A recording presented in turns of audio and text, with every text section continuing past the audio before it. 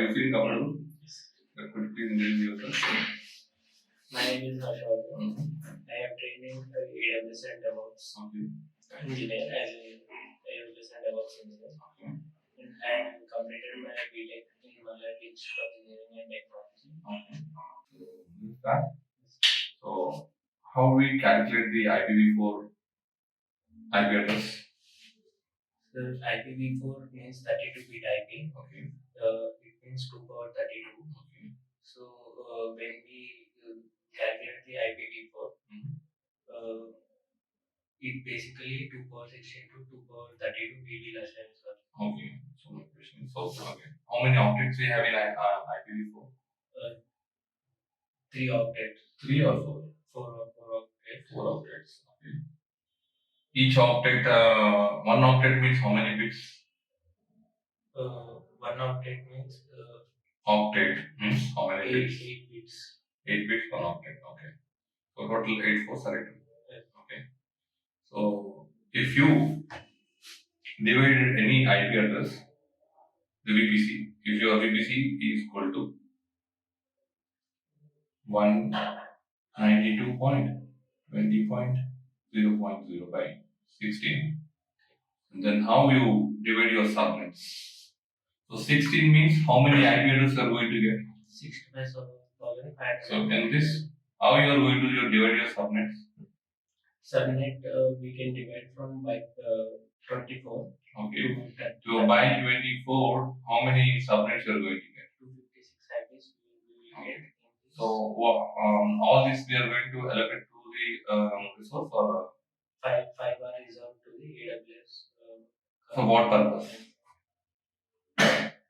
255 broadcasting and route tables and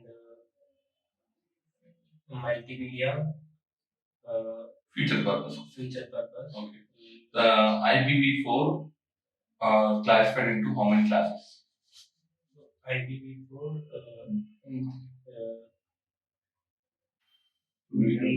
three or five? 5 classes are So, A, B, C, D, E. So, what are the purpose of? For official and organizational use, we will use class A at 10 dot something. Okay, fine. So makes range. Okay. For our general purpose, we will use class C at 192. So first 3 are for general purpose like mobile or then okay, then fourth one and then fifth one. Fourth one and fifth one used for the multimedias and broadcastings like that.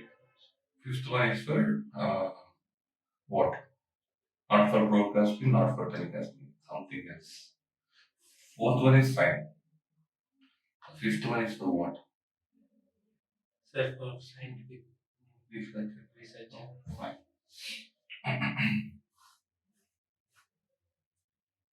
My question is, please listen carefully. I have created a low auto scaling group. Yes. Okay. First, to create an auto scaling group, what we need to have a first? Launch template we need. First, we need to have a load balancer. Okay, I have created a load balancer. When I created a load balancer, we're gonna get one DNS name, right? Yes, sir. Yes. That DNS name I have attached to the Route 53 and I have given the domain name called Vcube book.online. Okay. If the 3 servers load balancer is increased to 5 servers. Okay. So these 3 servers should be should be in same subnet or it should be different subnet. When the 4th server is launched, yes, sir. If it is in different subnet, what happens? If it is in same subnet, what happens? Sir, for more availability, the subnet will be created in different zone. But if we want to take the traffic and control the traffic in particular availability zone, we will create the subnet in same zone. The 4th and 5th, according to our requirements, what we give that subnet we'll have to create in that zone or in the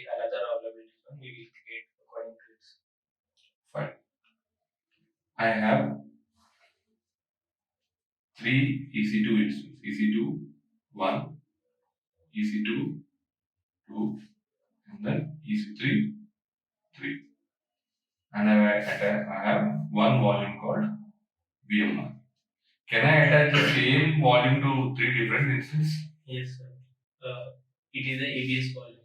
ABS volume. Yes, sir. We can attach to three different. At same time.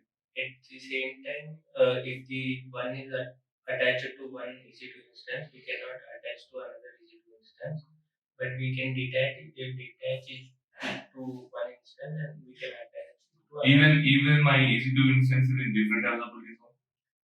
Different availability zones we can attach. So my volume is in 1A, US East 1A.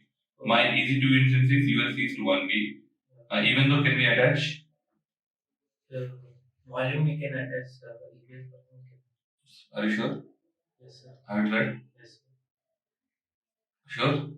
Sure, sir. I think I tried this. It should be in the same region, same availability. Okay. Yes, that is EFS. Okay. EFS, there is no region. Wherever you go, I mean, you can attach, but EBS should be in the same region. If you create the volume in 1B, if your EC2 instance is in 1A, you can attach. Okay. Okay, sir. Okay. So, what is the difference between AMI and then snapshot? AMI, Amazon Mission Image, which is a copy or a backup for a particular instance. But a snapshot is used to create a backup for a volume, for ABS volume that we are using.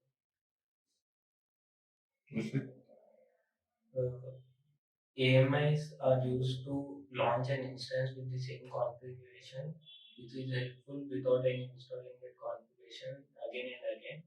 So we can use that AMI ID and we can create a number of instances with the same configuration. And if we want the data of a volume to another instance in the same region, then we can attach that snapshot or backup to that instance so that we can get the data according to itself. We can according to our availability, we can use. Okay. There is one scenario. How do you say with the help of CloudWatch? I want to schedule one thing, which it has to which has to start the EC2 instance at 9 a.m. and then stop the EC2 instance at 5 p.m. So, what is the process we follow to achieve this? I want to schedule with the help of CloudWatch. You can schedule it.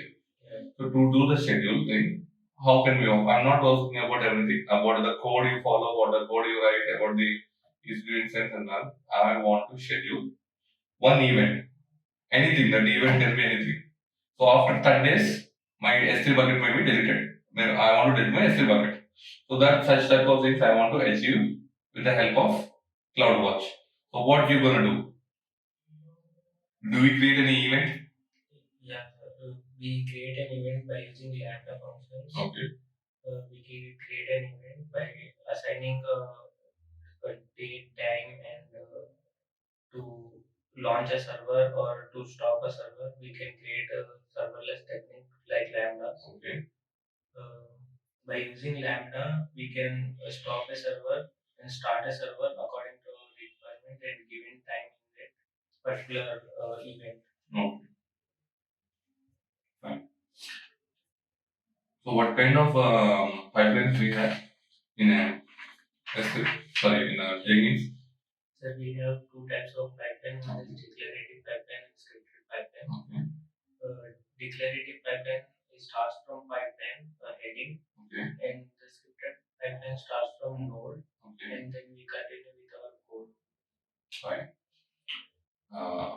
Could you please write sample Terraform script to create any resource in the EC2 or AWS?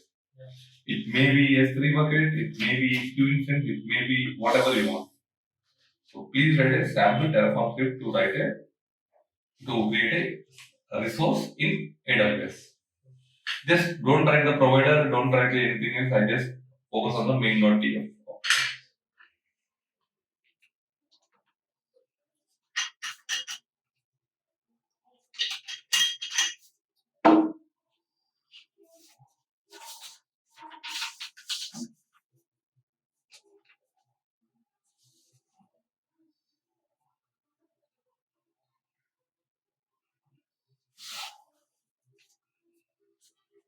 Yeah, yeah.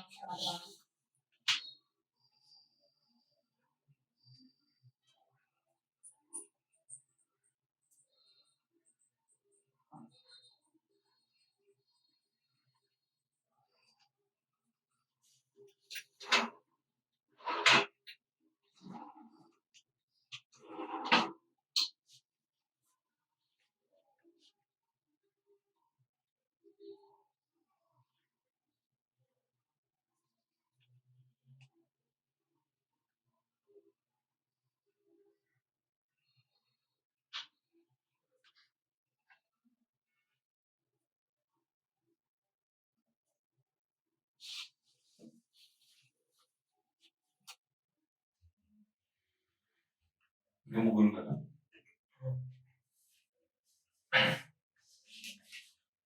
So if I change something in this, I manually change something in the resource. So does it really going to affect in the state.tf? Until we manually in GUI. So I manually change in the GUI with the help of GUI, edit something else. Yeah, okay. So does it going to reflect? What is the purpose of Terraform state TF state. TF state? So it is to take the uh, Terraform script information which we have created, and we have TF state.backup, which is to take the backup when we have created any changes in the Terraform in the script or in the GUI. Okay. But it will if we change in GUI, it will reflect when we use /terraform refresh. Then only it will state change in the Terraform TF state. Then only change. Otherwise, it is not going to change. Going to change Terraform state. State. Fine. How do you terminate this instance with the help of the Terraform? So we can terminate this instance using the Terraform destroy. Okay. We can terminate this instance. Have you gone through about the for each or the for each? Have you gone through the for each concept? Okay. Fine. Any variables? Not right. No. Okay. What is the importance of this basically? Why not GUI? Why only with the Terraform? Sir, in GUI we cannot always check which type we have used or which instance keyword. We cannot check at the same time.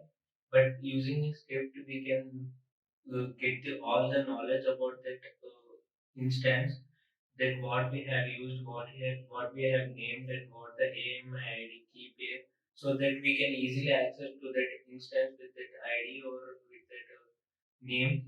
It will be more helpful and time saving process by using Terraform to uh, get the knowledge on the instance or get the knowledge of the resource. Fine.